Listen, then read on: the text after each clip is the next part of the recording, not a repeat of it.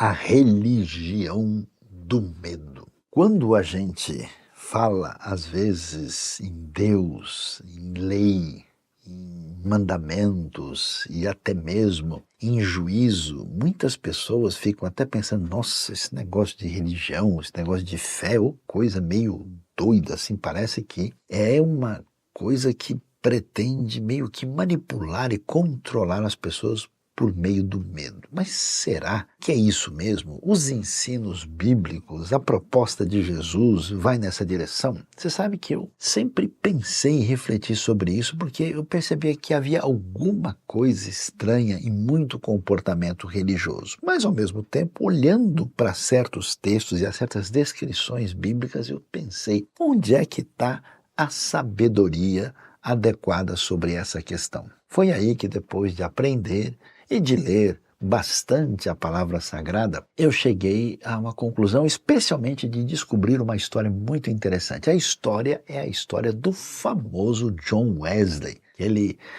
homem de muita dedicação espiritual na Inglaterra, iniciador do movimento metodista, que tem uma história muito bonita, inclusive, de confrontação da escravidão na sua época. O que acontece? John Wesley pegou um navio com 80 colonos ingleses e 26 morávios. Os morávios eram um grupo de cristãos muito pacifistas, piedosos, dedicados à oração, que surgiram a partir, do trabalho muito especial no começo do século XVIII do famoso Conde Nicolau Zinzendorf. E então ele estava no navio com esses morávios, muitas vezes chamados de moravianos, e o navio estava saindo da Inglaterra para os Estados Unidos e o Wesley tinha a intenção de levar o evangelho para as colônias ali da Nova Inglaterra. Esses morávios alemães eram gente muito simples, serena, e Wesley ficou impressionado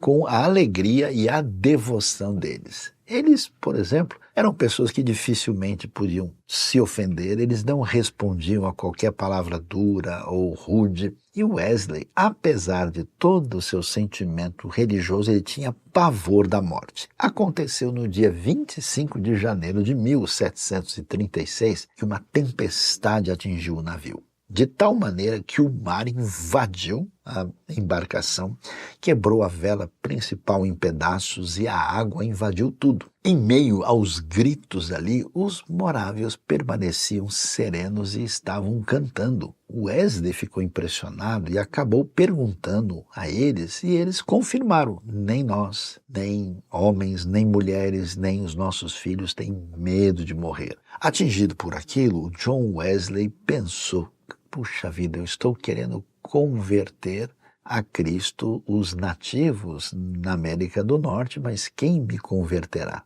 Os morávios conheciam o temor de Deus. O que é isso? Que diferença há entre essa frase temor de Deus na Bíblia e essa espiritualidade do medo?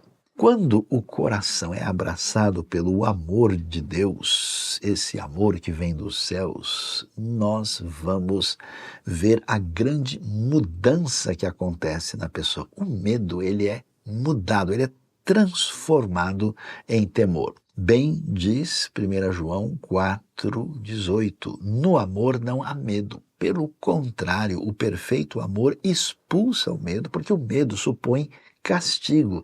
Aquele que tem medo não está aperfeiçoado no amor. Entendendo esse ensino bíblico, a gente vai ver que esse temor é o princípio da sabedoria de Provérbios 9:10. É o encontro da transcendência e da imanência de Deus no coração. É sentir o sabor do sagrado, traz uma reverência sem fim, com um senso de acolhimento que é afável, que é sublime. É um grão de areia recebendo o maior abraço de graça, da graça de Deus e desse perdão especial que vem do Senhor. Mas, aí que a gente observa, quando o temor é contaminado e se torna pervertido, surge o medo com o seu poder de manipulação. O medo, portanto, é o temor degenerado.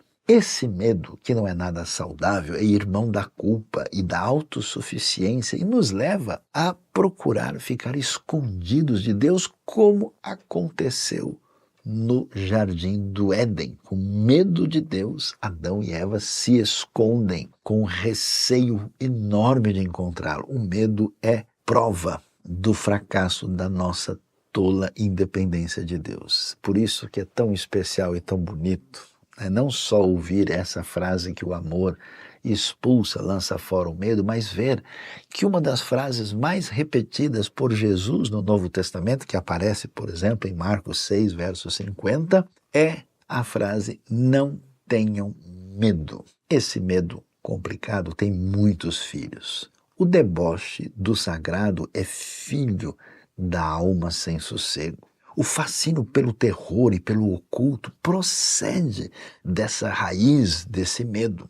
Esse medo, em vez de trazer espiritualidade saudável, ele gera legalismo, gera descrença e uma espiritualidade manipulativa e, atenção, e controladora de gente simples que, na verdade, está em busca do amor do Pai Celestial, que busca o abraço sublime do Eterno.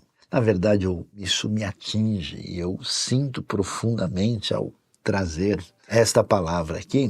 E eu, pensando nisso, nunca me esqueço de uma experiência difícil que eu tive ao conversar com uma senhora muitos anos atrás. Essa senhora veio de uma tradição religiosa e ela conversou comigo, falando sobre Deus com um coração cheio de sede, e ela então, chorando, dizia com todas as letras: o professor Sayão, o senhor tem certeza? Eu estou usando calças compridas e eu sempre aprendi que isso é muito ruim. O senhor tem certeza que Deus não vai me abandonar? O senhor tem certeza que Ele não vai me rejeitar porque eu estou usando uma vestimenta como essa? Eu fiquei atingido por aquilo. Fiquei impressionado e eu só pude descrever aquela atitude com a palavra medo, muito medo.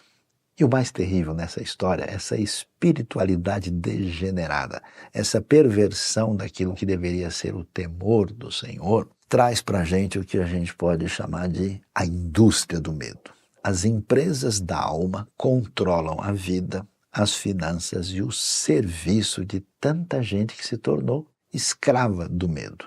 Meus queridos, não pode ser assim. Espiritualidade saudável nos leva a uma outra direção. E, afinal de contas, ela precisa estar em sintonia com o amor e a reverência profunda com respeito a Deus, até porque, no final das contas, o amor vence o medo com esse sublime temor do Senhor. Deus abençoe a sua vida e a sua espiritualidade na direção certa, com bastante temor e sem medo do Senhor.